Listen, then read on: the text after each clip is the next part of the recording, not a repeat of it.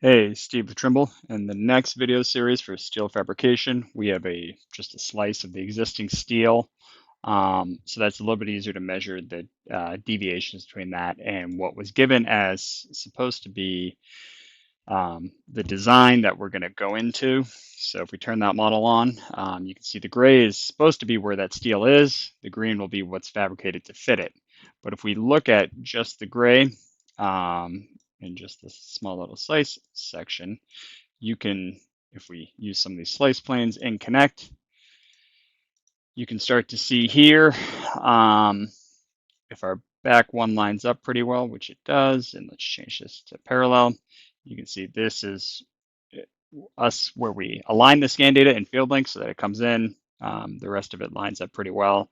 But if we start to take measurements from here, the inside face of that steel, to the other side of that.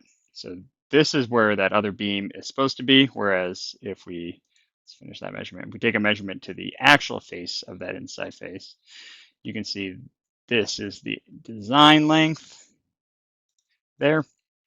So it is 0.2, what is that, 0.24, so 3 inches longer, roughly. I'd want to get a dimensional, or actually a horizontal one, which we can do, but you can see that steel doesn't even extend all the way through. So we can check that. We can also check to the back point of this, and we're going to do that from another side of it, so that our dimensions don't line up on top of each other. So we go back here. And so that versus, that was to the steel, we'll go here. So what we're showing you is how to do those dimensions. If we zoom in a little bit, you can see, let's actually delete this one and redo it real quick, because we can do that fairly quickly. It'll pull to the best fit there. And you can see now we're getting a straight line measurement up to the top there.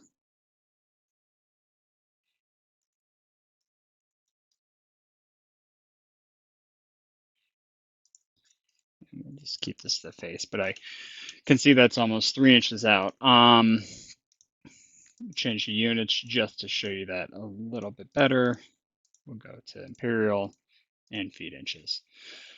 So the design is supposed to be about 19.5 inch here, where we can see that, whereas the actual length between that beam is now 19.75 inch, or 3 inches and a quarter, with the beam not even extending across. And we can see there's also a deviation between this back beam here and the length of it, and we'll communicate that as well as the opening, meaning the width.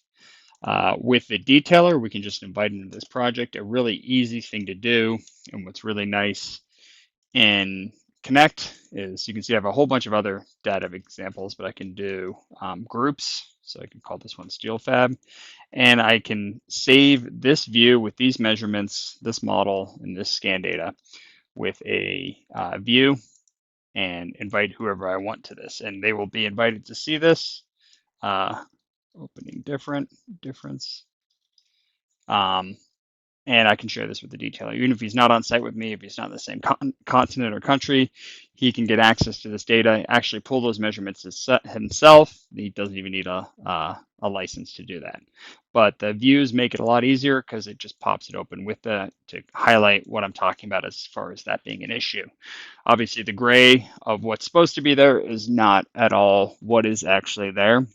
And so like the fabrication of this beam right here is gonna have some issues because it's got nothing to tie into. So this is the second video. The next video, we're just gonna show the scan data in Tekla, but you can bring and download this E57 and bring it into SDS2 via export and RCP. You can actually bring that into Advanced Steel and update what is actually there so that this green that's going to be fabricated fits, and that way when I go out to the field to install this, everything goes together smoothly. Thanks.